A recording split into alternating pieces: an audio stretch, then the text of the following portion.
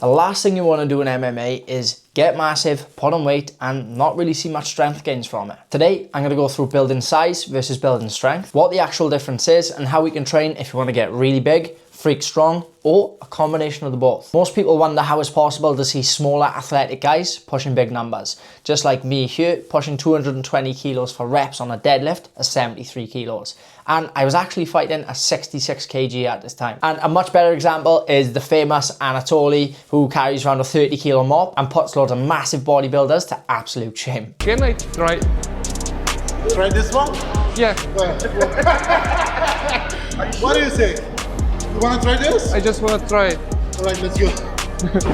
Let's check. It's not problem Let's check. because I always, maybe you like laughing, but I always practice with my map, like deadlift, and I do deadlift with my map and squatting like this.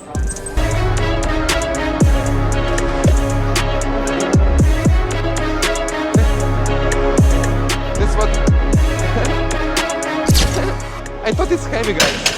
Well, the truth be told, as far as we're aware, it all comes down to training style. Lifting weights can be confusing at the best of times, and everybody says different shit online, so what's right? If you want to gain size, you got to do 15 to 20 reps and use machines. If you want to gain strength, you have to do 3 to 5 reps of deadlift and bench press. But what's the real answer? Part 1. What's the real difference between building size and building strength? I'm going to get slightly sciencey here, but stay with me because I'm going to break this down as easy as possible to understand. The magic word hypertrophy, in other words, describes muscular growth. Myofibrillar hypertrophy is a growth of the actual contractile proteins within the muscle cell. The myofibrils acting on myosin that physically pull your bones together. More myofibrils equals more force production, essentially making us stronger. Secondly, we've got sarcoplasmic hypertrophy. This is the expansion of the fluid-filled sarcoplasms around them muscle fibers. The cellular soup containing glycogen, water, enzymes, and substrates. More sarcoplasm equals bigger volume and more fuel storage. This is where the muscle grows. Your muscles can grow in 2 to 3 completely different ways, and most people don't even know. Inside every muscle fiber, you've got myofibrils, tiny protein filaments called actin and myosin that literally grab onto each other and contract. When you train heavy, low reps and high tension, your body responds by building more of these filaments. That's myofibrillar hypertrophy. Your muscle gets harder, denser, and way stronger. This is how powerlifters and combat athletes typically train.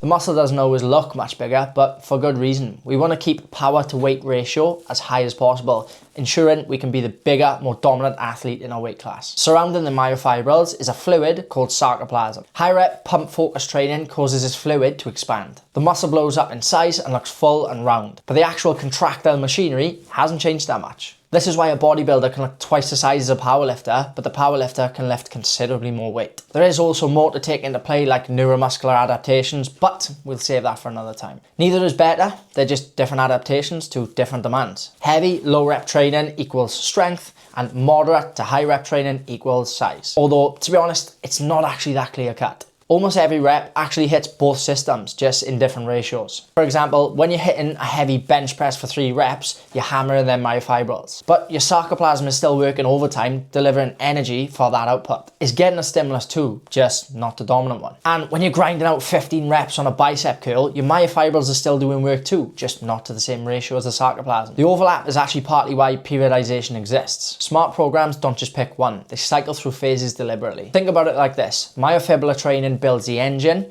and sarcoplasmic training builds the chassis around it. Truth be told, the best athletes aren't choosing one. They're stacking both adaptations on top of each other year round. And realistically, this is planned around the individual and their goals. Part 2. You're probably sitting there thinking, if you do MMA or BJJ, what should you actually be doing? Shall I do everything really heavy with low reps? The true answer, no. And there is no one answer. Everybody's goals are different and most people want different things. But let me help you understand. As a general rule of thumb, we want to take a hybrid approach for the most part. With most of my clients, I tend to target compound lifts in that strength, that myofibrillar range. And then things like accessories, I typically go into a little bit of hypertrophy work. So what's the difference? Primary or compound lifts are your big lifts that require multiple parts of your body to complete, like a squat, deadlift, bench press, and a chin up. Accessory lifts are basically everything else. So think tricep pushdowns, bicep curls, calf raises, shoulder press, and so on. They're typically movements that isolate one movement pattern or one muscle group at a time. They're called accessories because they're there to support your main lifts, not replace them. Typically, we're training muscle groups that don't get worked as much in your compound lifts. Part 3. So what does this actually look like in a session? I don't want you to go away from this confused with no real takeaway. So I'm going to show you some examples of a 2-day plan. All right, let's take a little look in. First off, you want to start with a nice warm-up. So here, I've used this for years, GPP warm-up. All we're looking to do is elevate the heart rate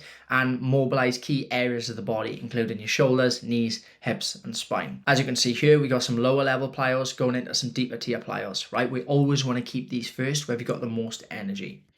Then, once we've got past the initial phase, we're going to go into the meat and potatoes of the workout. So realistically, your compound lifts. As you can see here, we've got a barbell Zercher squat, 3 sets, 4 reps, 3 minutes rest. Okay, and this will be working to 7 or 8 RPE. Then we're going to upper body. So same again. We've got floor press here, so we're going through the compounds first when we get into the lifting. As you can see here, I've actually done something a little bit cheeky. It's called French contrast, but we won't go into that too much here. Then we've got chins, and then to finish off, I got some single arm farmer's walks and a neck bridge. So essentially, these would be more of your accessories / robustness work. Now, if I go on to day 2, again, rudiment jump circuit. I love these. I program them all the time. Going into a heavy hinge, okay? So heavy compound. In this session, then, we're going straight into your kind of more accessory work. We've got dumbbell Bulgarian split squats, dumbbell single arm rows, half kneeling kettlebell press, some core, and some tricep dips. As you can see, we're going power / ballistic work first. Then we're going into your big, heavier compounds where we've got the most energy to pull the most out of them exercises. Then we're going into accessory work, working anything that we can't quite hit in them compound lifts. And then on top of this, typically, like day 1, we'll add in some robustness work for the athlete. So going through some core stabilization, some neck work, could be adductor work. It really depends on the individual. I hope that helped, and now you've got a better idea of how to build size or strength for MMA and BJJ. Funny enough, a lot of my clients are actually hobbyists, so I typically end up programming kind of a hybrid style where we want to get them strong, we want to help them perform well on the mat, but also they want to look good, they want to feel good. To be fair, I'm pretty sure we all do. Now, when it comes down to this style of training, a fine balance of both is needed. If you'd like a free copy of an S&C program that's going to help you get fitter, stronger, look good without stacking on loads of weight, hit the link below in my description and it'll be there completely free of charge. Also, do your brother a favor, hit the like and subscribe button below because I'm going to be bringing loads more awesome content, super informative, way more in-depth than I can really get across on Instagram that's going to help you look, feel and perform way better. All right, hit the button.